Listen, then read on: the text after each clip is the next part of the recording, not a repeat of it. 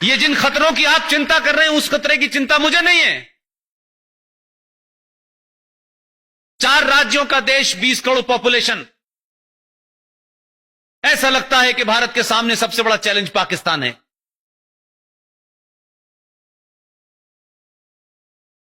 अभी कुछ दिन पहले मैंने कहा, एक देश है उसमें 4 राज्य हैं, टोटल पॉपुलेशन 20 करोड़ है। वहां फौज भी है, वहां पुलिस भी है, वहां F-16 भी है, संविधान भी है, शरिया भी है, और सब कुछ उनकी चलती है। इतनी फौज, इतने हवाई जहाज, इस सब के बावजूद भी वो मुल्क नहीं चल पा रहा है। मैंने कहा, मूर्खों, अकेला योगी 20 करोड़ को चला रहा है। ना उस पे कोई हवाई जहाज है, ना F-16 है। टोटल पॉपुलेशन उत्तर प्रदेश की 19, साढ़े 19, 20 करोड़ है। अकेला चला रहा है, पूछ ही नहीं रहा किसी से। 20, ऐसी कोई समस्या खड़ी नहीं हो रही वहां। अब वहां पे गुहार लगाई जा रही है, 6-6 इंच लंबी, 1-1 मीटर लंबी डालियां कह रही हैं गलती हो गई, अल्लाह खुदा के वास्ते माफ कर दो, आखिरी बार हुई है गलती। उसने कहा ना,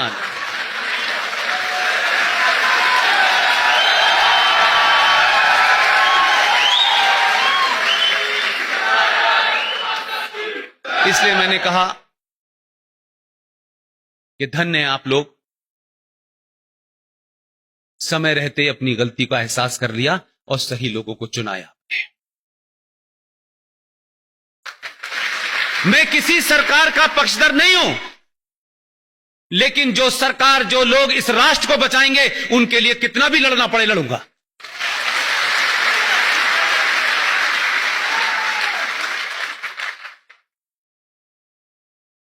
स्थिति वापस ले जाना चाहता हूं। वो 70 साल से जम्मू कश्मीर की इस्लामिक हुकूमत से, जहां मुसलमानों की मेजॉरिटी थी, 90% कानून उस विधानसभा में एंटी हिंदू हुए। सरकारें आई, सरकारों को ब्लैकमेल किया गया, वहां का आतंकवाद, वहां का सेपरेटिज्म, और वहां की सरकारें एक साथ कोऑर्डिनेशन में काम करती थी। दिल्ली की सरकार को झुकाना है तो आतंकवाद को बढ़ा देना है, दिल्ली की सरकार को दुनिया में बदनाम करना है तो हुर्रियत को आगे बढ़ा देना है। तीनों का ऐसा एपरेटस मिला हुआ था कि आप हुर्रियत को पुचकारते थे। और यह भी शायद आपको खबर नहीं होगी कि हुर्रियत कॉन्फ्रेंस का नाम तो सुना है आप लोगों, देखा होगा उसमें कितने बहादुर बहादुर लोग हैं। भारत सरकार 100 करोड़ रुपया पर ईयर उन पे खर्च करती थी, जो भारत के संविधान को आग लगाते हैं, जो भारत की सुप्रीम कोर्ट को नहीं मानते, जो भारत की पार्लियामेंट को नहीं मानते, जो उस जम्मू कश्मीर का विलय पाकिस्तान में करने के लिए मुहिम चलाते हैं। इस देश की बौनी सरकारों की मजबूरियां देखिए कि उन जैसे लोगों को एक आदमी का उठना बैठना, जाना, खाना पीना, बीमारी, उनके इलाज के ऊपर 100 करोड़ रुपया पर साल का बजट था। कोई पूछना ही नहीं चाहता। एक राज्य जिसका जीडीपी में 0% कंट्रीब्यूशन है, मेरे और आपके टैक्स से पलने वाले लोग इस देश में देशद्रोही पैदा कर रहे हैं। हमारी पुलिस, हमारा भाई फौज का सबसे ज्यादा अगर भारत में अपने ही इंटरनल आतंकवादियों से मारा गया है, उस राज्य का नाम है जम्मू कश्मीर।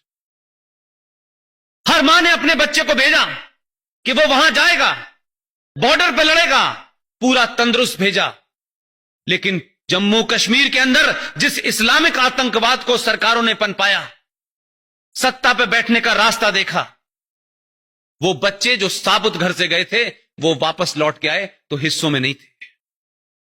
हरियाणा का कोई गांव ऐसा नहीं है जिस गांव का बच्चा जम्मू कश्मीर में इंटरनल जिहादी आतंकवादियों से न मारा गया हो, इस्लामिक आतंकवाद का शिकार न हुआ हो। वही राज्य कहता है कश्मीर को जमहूरियत चाहिए, इंसानियत चाहिए और कश्मीरियत चाहिए। यानी इस देश में बाकी 30 सूबों को इंसानियत नहीं चाहिए, सिर्फ इन्हें ही चाहिए। ये अल्लाह के फरिश्ते हैं। वहां 100 करोड़ से घटते घटते बजट ही समाप्त हो गया। ये अंदरूनी तकलीफें हैं। लोग सड़क पे पत्थर इसलिए नहीं मान रहे कि हज करते वक्त पता चला कि शैतान को पत्थर मारा जाता है। हज की एक परंपरा है कि हज जब आप जाएंगे तो जब तक वो अराफात की पहाड़ी पे एक बड़ा सा पत्थर है उस पे उठा के कंकड़ नहीं मारेंगे, उसे शैतान माना जाता है। इसलिए पत्थर मारने की परंपरा यह है कि जिस पे ऊपर पत्थर मार रहे हैं ये इस्लामिक लोग, इसका मतलब है वो शैतान है। ये नई परंपरा नहीं है, ये वहां से आई है। जो आज देश को जलाने उतरे हैं, जो देश में आग लगाने उतरे हैं, उनका दर्द समझिए क्या है। आपने ऐसा डॉक्टर भेजा है बिना सर्जरी के इलाज कर रहे हैं।